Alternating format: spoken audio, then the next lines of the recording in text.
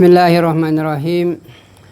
Assalamualaikum warahmatullahi wabarakatuh.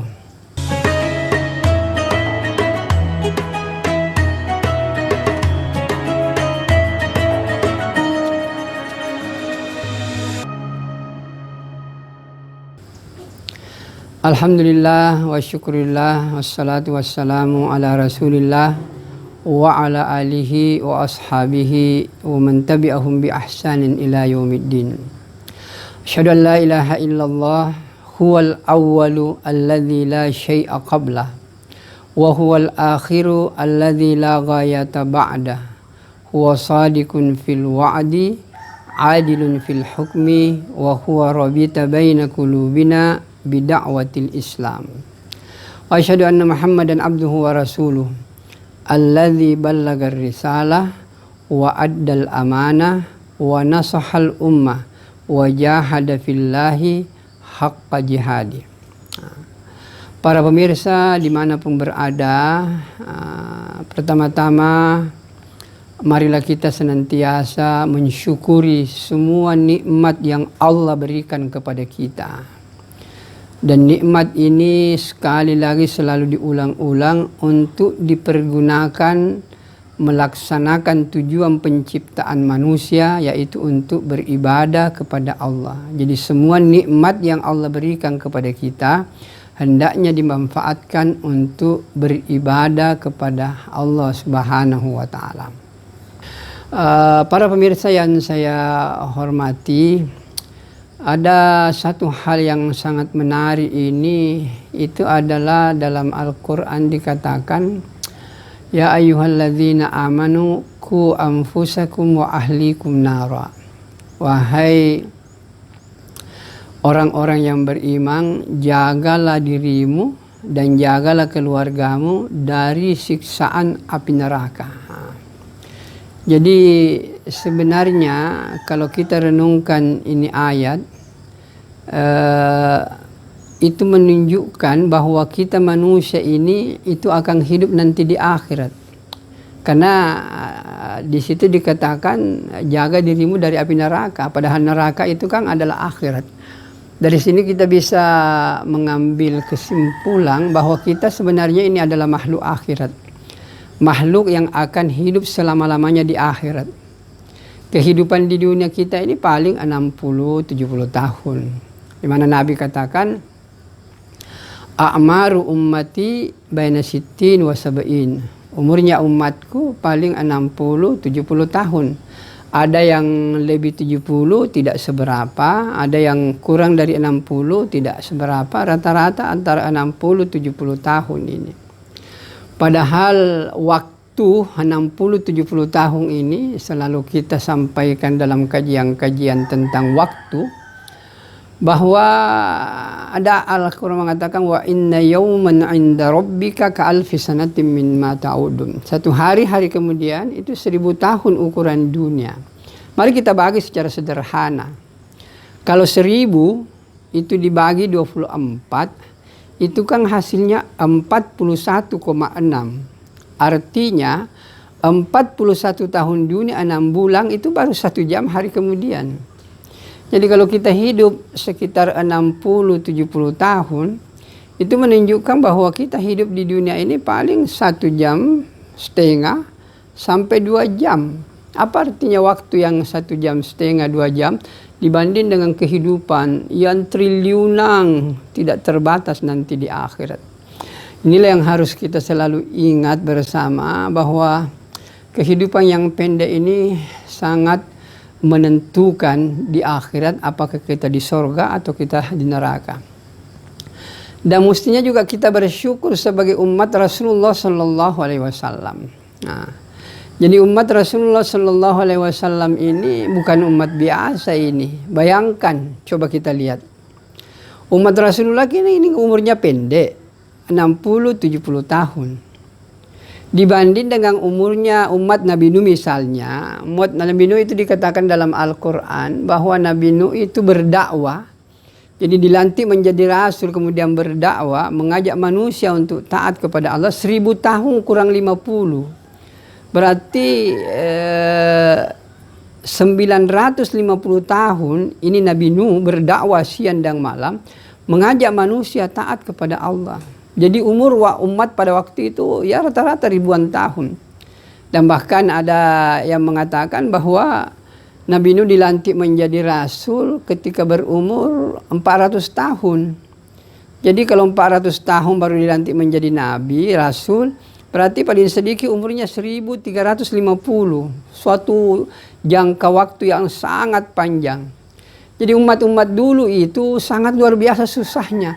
Ribuan tahun dia harus beribadah, ribuan tahun dia harus taat kepada Allah, ribuan tahun dia mengikuti perintah Allah, meninggalkan larangan Allah, baru Allah kasih surga kepada mereka. Sementara kita ini umat Nabi Muhammad, umat akhir zaman ini, umur 60 tahun, 70 tahun, pendek kita. Pendek, orangnya kecil-kecil, umurnya pendek. Tapi menjelang Rasulullah SAW meninggal, maka ketika Jibril datang waktu itu, maka Nabi bertanya kepada Jibril, "Wahai Jibril, apa berita dari Tuhanku? Apa berita dari Allah?" Kemudian Jibril katakan, "Tidak usah ragu Muhammad, ini rohmu, ini bidadari-bidadari, para makhluk-makhluk yang mulia ini bersusun-susun sampai ke arasnya Allah untuk menjemput rohmu yang mulia." Nabi katakan, "Bukan itu yang aku tunggu. Aku minta gimana kabarnya umatku." Maka Jibril katakan, Allah sudah bikin keputusan. Surga tidak bisa dimasuki sebelum umatmu masuk. Begitu mulianya umat Rasul ini. Maka hadirin yang mulia, kita umurnya pendek 60 tahun, beribadah sangat waktunya pendek, kemudian kita lah yang dulu akan masuk surga. Jadi ini perlu kita syukuri. Kita beribadah di waktu yang pendek, tetapi apa yang terjadi? Allah akan memasukkan kita ke dalam surga lebih awal dibanding dengan umat-umat yang terdahulu. Inilah keistimewaan umat akhir zaman. Kita semua, bapak-bapak semua, ibu-ibu dan para pemirsa semuanya, terutama anak-anakku milenial ini harus paham ini, bahwa Allah sayang kepada kita. Umur waktu pendek beribadah, tapi Allah siapkan surga lebih awal dibanding dengan umat-umat yang lain. Nah, maka para pemirsa yang saya muliakan, jadi jagalah dirimu dan jagalah keluargamu dari api neraka. Kemudian dalam ayat yang lain, Allah Subhanahu wa taala mengingatkan kepada kita, "Hal adullukum ala tijaratin tunjikum min azabin alim." Bayangkan kalau Allah mengatakan siksaan yang pedih, tidak bisa terbayangkan bagi manusia. Sambil contoh saja, misalnya dunia ini kan kecil. Allah katakan ini dunia ini kecil, dan bahkan dalam hadis dikatakan, kalau kamu melihat dunia ini, Nabi buka cincinnya, kemudian dia lempar di hadapan sahabat. Kemudian dia katakan, kalau kamu lihat dunia ini, itulah lingkaran cincin saya itu. Kemudian hamparan dunia yang demikian luas merupakan dunia-dunia yang lain dalam ciptaan Allah Subhanahu wa taala. Bahkan ada juga yang memberikan informasi bahwa kau pergi ke laut yang lepas, setelah kau tidak melihat lagi pemandangan yang lain kecuali titik pandangan saja. Masukkan telunjukmu ke dalam air, kemudian angkat, lihat air yang setetes, itulah dunia kita. Kemudian hamparan air yang demikian banyak, itulah dunia-dunia yang lain dalam ciptaan Allah Subhanahu wa taala. Bahkan dalam hadis itu dikatakan, seandainya semua manusia minta kepada aku, kata Allah, dan apapun yang dia minta aku berikan semuanya, maka Allah katakan itu tidak mengurangi kekayaanku kecuali hanya seperti jarum. Bayangkan kalau jarum yang dicelupkan ke dalam air kemudian diangkat, air yang setetes itu, itulah nikmat Allah yang dibagikan kepada semua manusia, semua makhluk yang Allah ciptakan. Hanya setetes. Bagaimana dengan khasanah Allah yang demikian hebat? Nah, maka oleh karena itu, kalau Allah katakan azabun alim, asap yang pedih, itu tidak bisa terbayangkan oleh kita. Bahkan dalam hadis dikatakan siksaan yang paling kecil nanti di akhirat neraka itu adalah memakai sepatu atau sandal dari besi dan mendidih sampai di otak. Itu yang paling kecil. Bagaimana yang paling besar? Maka Allah katakan itu adalah siksaan kecil. Maka diingatkan bahwa di sana ada asap yang pedih. Dan hadirin yang mulia, perlu saya tegaskan, amal agama apa yang sebenarnya yang susah untuk dilakukan? Terutama ini salat misalnya, yang menjadi ibadah inti, apa yang susah untuk mengerjakan salat ini sebenarnya? Salat ini ada ibadah yang sangat mudah, paling 2 menit selesai, 5 menit selesai. Nah, kenapa kita agak susah sekali untuk mendirikan ini salat? Padahal salat ini adalah inti segala-galanya. Nah, maka kalau salat ini kita pelihara dengan baik, dan bahkan dalam hadis dikatakan, siapa yang menjaga salat 5 kali sehari semalam, menjaga salatnya dalam hidupnya, Allah katakan, aku akan memasukkannya dalam surga dengan jaminanku. Jadi Allah akan memasukkan kita ke dalam surga dengan jaminannya apabila salat ini diperhatikan. Apalagi dengan salat berjamaah. Nah, maka hadirin, jadi siapa yang menjaga salat berjamaah ini 5 kali sehari semalam di masjid, di tempat azan dikumandangkan, Allah akan menjamin memasukkan ke dalam surga dengan jaminannya. Nah, kalau Allah sudah jamin, tidak ada lagi di atasnya itu. Maka peliharalah kita punya salat sehingga kita bisa enak selamat dari api neraka ini. Nah, kemudian dalam ayat itu dikatakan, tunjikum min azabin alim, tu'minuna billahi wa rasulihi. Engkau beriman kepada Allah dan beriman kepada Rasulnya. Ini kembali lagi kepada syahadat itu. Bahwa aku bersaksi tidak ada yang berhak disembah, ditaati, diibadahi kecuali Allah. Dan aku pun juga bersaksi bahwa Muhammad adalah Rasul Allah. Maksudnya adalah, artinya kalau ada perintah Allah Subhanahu wa Ta'ala, itu pasti ada cara Nabi untuk melaksanakan itu perintah. Misalnya, Allah menyuruh kita salat, tidak ada penjelasan bagaimana caranya salat, bagaimana takbir dalam Al-Quran, tidak ada seperti itu. Nanti penjelasannya ada dalam kehidupan Nabi. Nabi katakan, salatlah engkau sebagaimana engkau melihat saya salat. Dan kita lihat salatnya Nabi, itu bagi laki-laki dan Nabi para sahabat tidak pernah meninggalkan salat berjamaah. Setiap waktu mereka tidak tinggalkan mereka setiap saat salat berjamaah. Dan bahkan ada hadis Nabi yang perlu mungkin kita renungkan. Nabi katakan, aku sebenarnya mau untuk menyuruh pemuda mengumpulkan kayu bakar, kemudian aku datangi orang yang sholat di rumahnya, aku akan bakar bersama orang bersama rumahnya itu. Tapi ini hanya ancaman dari Nabi. Nabi tidak pernah melakukan itu. Begitu penekanannya Nabi kepada kita agar kita selamat dari api neraka ini, maka tolong diperbaiki yang namanya salat ini. Kalau salat ini bagus, pelihara baik-baik, maka kehidupan ini akan menjadi baik. Nah, maka para pemirsa dimanapun berada yang saya hormati, ditu'minu billahi wal yawmil akhir. Kemudian waktu jahiduna fi sabilillahi bi amwalikum wa anfusikum. Ini yang harus menjadi perhatian, bahwa untuk mendapatkan kekuatan iman itu, maka kita harus memanfaatkan, membelanjakan harta di jalan Allah, menggunakan harta di jalan Allah. Itu bersungguh-sungguh di jalan Allah dengan memanfaatkan 2 persoalan. Wa tujahiduna fi sabilillahi bi amwalikum wa anfusikum. Dengan hartamu, dengan dirimu juga. Nah, untuk ini bagaimana caranya menggunakan harta dan diri ini memperjuangkan agama? Inilah yang biasa kawan-kawan kita mengatakan kita harus keluar di jalan Allah dengan memakai harta kita sendiri, dengan diri kita sendiri untuk memperjuangkan ini iman, agar iman ini bisa tumbuh dengan baik dan bisa menjadi motivasi kepada kita untuk mengamalkan ini agama.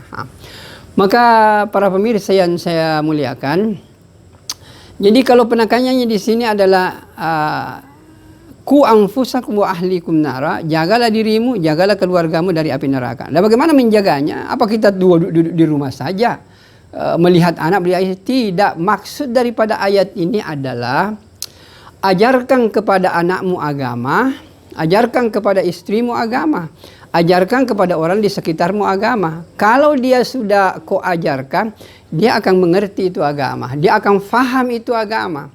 Dan kalau dia faham itu agama, maka dia akan mengamalkan agama dalam kehidupan. Dan kalau dia mengamalkan agama dalam kehidupan, di dunia dia sudah bahagia, dan nanti akan bahagia di akhirat. Jadi ku anfusakum itu, jagalah dirimu dan jagalah keluargamu dari api neraka. Maksudnya ajarkan agama kepada mereka, ajarkan Islam kepada mereka, ajarkan Quran kepada mereka, ajarkan hadis kepada anakmu, kepada istrimu, orang yang dekat dengan kamu. Kalau dia mengamalkan itu isi Al-Quran dan hadis, maka dia akan selamat dari api neraka. Itulah yang sebenarnya maksudnya itu. Nah, gimana metodenya? Sederhana saja, hadirin yang mulia. Di zaman Nabi itu nggak ada sekolah. Nggak ada SD, nggak ada SMP, nggak ada SMA. Nggak ada S1, nggak ada S2, nggak ada S3. Tetapi buka lembaran kehidupan para sahabat, kita akan mendapati sesuatu yang sangat spektakuler.